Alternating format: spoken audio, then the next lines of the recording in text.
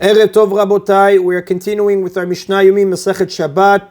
We are up to Perek Yud Aleph Mishnah Dalet. Today's Mishnah should be Le'ilu Nishmat, Neria ben Svetlana Aranbayev and Eliyahu ben Burcha Israelov Minuchatam Began Eden. Amen. In today's two Mishnayot, we will discuss the melacha of transferring in regards to bodies of water. The Mishnah begins, Hazorek Bayam Arba Mot Patur.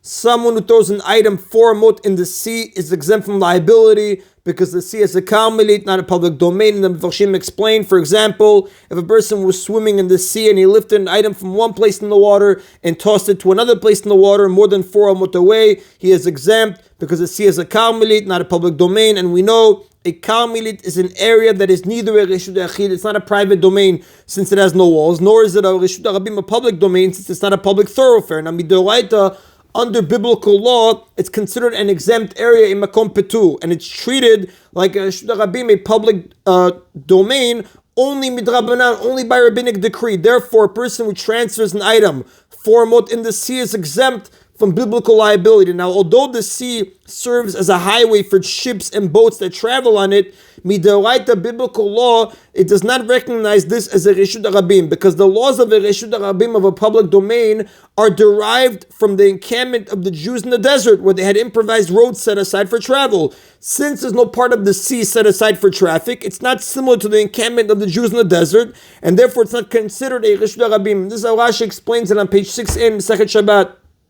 The Mishnah continues, Im haya rekak mayim u'reshut arabim me'alechet bo. If there is a shallow pool of muddy water in the street, and people using the public domain walk through it, hazorek le'tocho 400 hayav. One who throws an item 4 mot in it is liable because the pool is considered part of the public domain.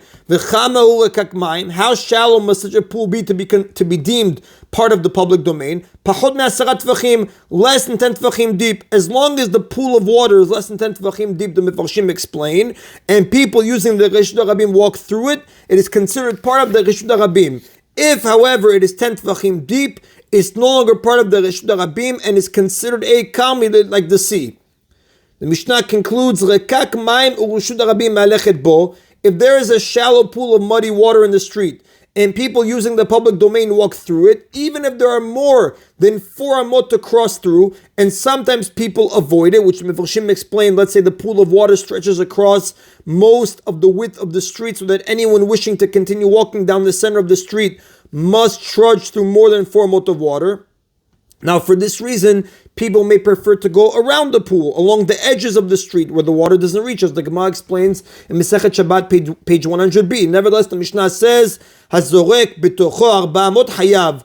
One who throws an item 4 mot in it is liable because it is still considered part of the public domain. The fact that there are more than 4 mot of water to cross through, and people therefore sometimes walk around the pool, that does not negate the fact that it is still considered part of the Reshut Rabim as long as it is less than 10 tvachim deep. Now, although the Mishnah itself doesn't explicitly specify this point, it repeats the halakha, the law, to indicate that this additional point is true, as the Mefarshim explain, and that is in Rabotai of Mishnah Daled.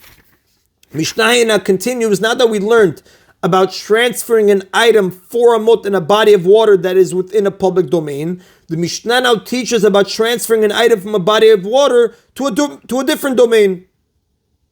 Hazorek min hayam leyabasha min hayabasha leyam. If someone throws an item from the sea to the land, or from the land to the sea, umin hayam lasfina, umin asfina leyam, or from the sea to a boat, or from a boat to the sea, umin asfina lachavertah, or from one boat to another boat over the water, paturi is exempt because the sea is a kami, like we learned in the previous Mishnah. Now, he is exempt in the first case because even if the land is a public domain, there's no liability for transferring between a carmelit and a public domain. He is exempt in the second case because even if the boat is a private domain, there's no liability from transferring between a carmelit and a private domain. Now, most boats possess the minimum dimensions of a reshut achid, which are 4 tvachim by 4 tvachim with walls 10 tvachim high. But again, there's no liability from transferring from a private domain to a carmelit, or vice versa. He is exempt in the last case because even if both boats are private domains, there's no liability for transferring over a carmelit from one private domain to another. Now, although there's a dispute, there's a machloket whether one is liable for transferring from one reshut yachid to another over a reshut rabim, like we discussed in Mishnayot 1 and 2 of this chapter. Everyone agrees that there's no biblical liability for transferring from one reshut yachid to another over a kalmalit. In some cases, it would be even completely permissible, like the Mishnah will tell us below. Now, up until this point, the Mishnah discussed cases for which there is no biblical liability, but transferring an item would nevertheless be prohibited by rabbinic decree. As we know, it's forbidden to transfer from the sea to the shore or to a boat because the rabbis prohibited transferring between a kalmalit and a public or private domain. The Mishnah now specifies when it's actually permissible to transfer from one boat to another. Sfinot kshurot zu bazu metaltelin mizol lazu. If two boats that belong to different people are tied together with a gap less than 4 tefachim between them, we may transfer items from one boat to the other, provided that an eruvei hatzerot was made. Now, the Mefarshim explain an eruvei hatzerot is a device that allows people to carry from one person's house to a neighboring house through a common courtyard. One must make an eruv by placing a loaf of bread in one house and thereby sharing the residences. Now, there must not be 4 tefachim between the boats, otherwise the sea, which is a kalmalit, separates between them and negates the eruvei chatzerot that allows carrying from one boat to the other, as the Rav explains.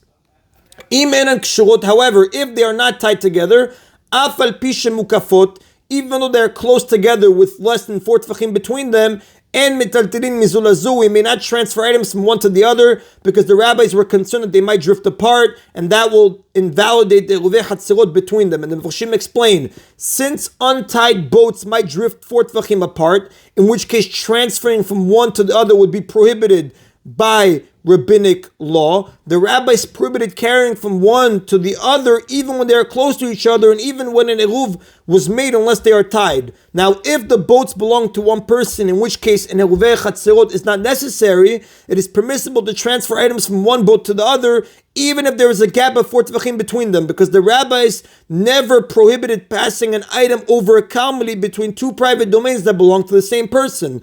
A gap of 4 tefachim creates a problem only when the boats belong to different people, so that now an eruvei chatzerot is needed to permit carrying from one to the other. Now in this case, a 4 tefach gap nullifies the eruv and thereby prohibits transferring one boat to the other. But if the person owns both boats, where he doesn't need the eruvei chatzerot, the 4 tefachim gap won't invalidate it because there's no need to make an eruvei chatzerot. And that's why it would be allowed in that case, like we said, because the rabbis never prohibited passing an item over a kalmalit between two private domains that belong to the same person, only when they belong to two different people, like we learned in this Mishnah. That is in Rabotai of today's Mishna Yomi. Baruch Adonai Leolam. Amen v'amen.